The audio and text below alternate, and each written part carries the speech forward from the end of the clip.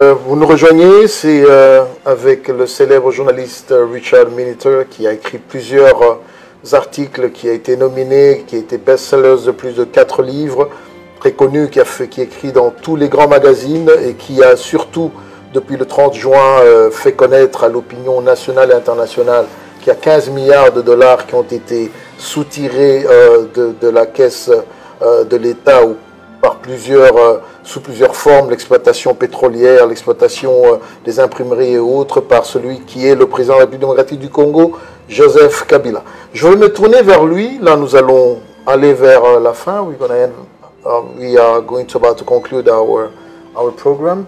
Is there any say or any advice that you can give to those who are, and there are a lot in the diaspora, Congolese diaspora? They had a lot of expectations of the international community, thinking that one day the international community will step in and stand for some situation. I may say for the Congo, 6.5 million people being killed. Nobody is talking about it. We've seen over and over on TV what's going on in Gaza. It's polarizing the attention. What is, how can the international community change its way of viewing the situation maybe? And because we as Africans, to be honest with you, sometimes we look like, are we really human beings to some people's eyes, or we just, statistics out there? Qu'est-ce que vous pouvez dire au peuple congolais, surtout à la diaspora congolaise, concernant entre autres cet épineux problème, ce drame que le Congo a avec plus de 6 millions de morts? Parce que l'actualité, selon la diaspora, on constate que l'actualité se focalise entre autres sur ce qui se passe à Gaza, alors qu'au Congo, il y a plus de 6 millions de morts. Et on a l'impression que la communauté internationale ne s'intéresse pas à cela. Alors, quel avis vous pouvez donner aux Congolais, à la diaspora, qui pourrait faire en sorte que la communauté internationale change sa façon de voir les choses au Congo et puisse agir pour mettre fin à ce drame? I think there are two interconnected problems. One, I think the Western media is extremely lazy.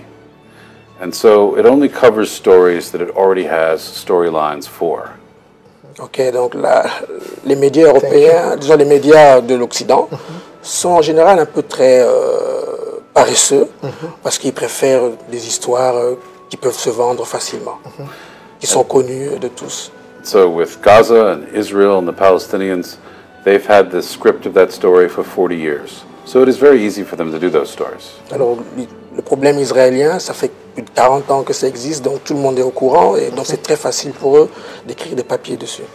That is not to say that they are deeply dishonest in their coverage of Israel, but that's a subject for another time. Bon, ils sont vraiment pas très honnêtes dans la couverture du problème israélien, mais bon, ça c'est un autre problème. But when they look at Africa, they don't have a pre-made storyline. And the pre-made storylines that they used to have are very poor. I mean, they're either about the digging of a well, or race relations, or the beauty of some international initiative which is just starting and hasn't proven itself. Alors, concernant l'Afrique, ils n'ont pas vraiment de grandes histoires qui sont connues, en dehors de la pauvreté. Le forage des puits. Oui, le forage des puits et donc tout ce qui est lié à aux aides. Oui, au programme d'aide, oui. Au programme des ONG. And so, c'est très pauvre à couvrir. Exactly. But if you ask them to cover Africa as they would cover other countries. Et quand vous leur demandez de couvrir l'Afrique, ils vont aller couvrir un autre pays. And to look at the human complexity that makes reporting anything interesting, they immediately recoil because it would require them to get out of their laziness and out of their stereotypes. Alors avec toute cette complexité de culture, cela leur demanderait du travail, ils devraient aller sur le terrain, investiguer, et donc ils préfèrent rester paresseux comme ils sont. Which also takes me to the second problem, which is the international aid agencies. Le deuxième problème, ce sont les aides. Les agences internationales d'aide. Oui. They call themselves humanitarian, but they exist for their own benefit, not Africa's. Alors, ils se disent humanitaires, mais en réalité, ils travaillent pour eux-mêmes. So they like to magnify problems in Africa so that they can get more money from the international community to help solve the problem. Ils aggravent les problèmes qu'il y a en Afrique pour recevoir beaucoup plus d'argent de leur gouvernement, soi-disant pour solutionner les problèmes africains. And they ignore the fantastic economic growth we've seen in the west of Africa especially. Et ils ignorent cette croissance économique de l'Afrique, entre autres celle de l'Afrique de l'Ouest. The economic growth in Africa frightens them because it means that the Africans might not need them anymore. Et la croissance économique de l'Afrique, ça les fait peur parce que cela voudrait dire que l'Afrique n'a pas besoin de leur argent. On the other hand, the international aid agencies did not like to go any place truly uncomfortable. Et en plus, ces agences d'aide internationale n'aiment pas aller dans des endroits qui sont inconfortables. They are perfectly happy to help humanity, but there should be an air conditioner and a swimming pool nearby. Et ils aimeraient bien aider, mais ils préfèrent aider dans les endroits confortables où ils ont leur climatisation, piscine, villa.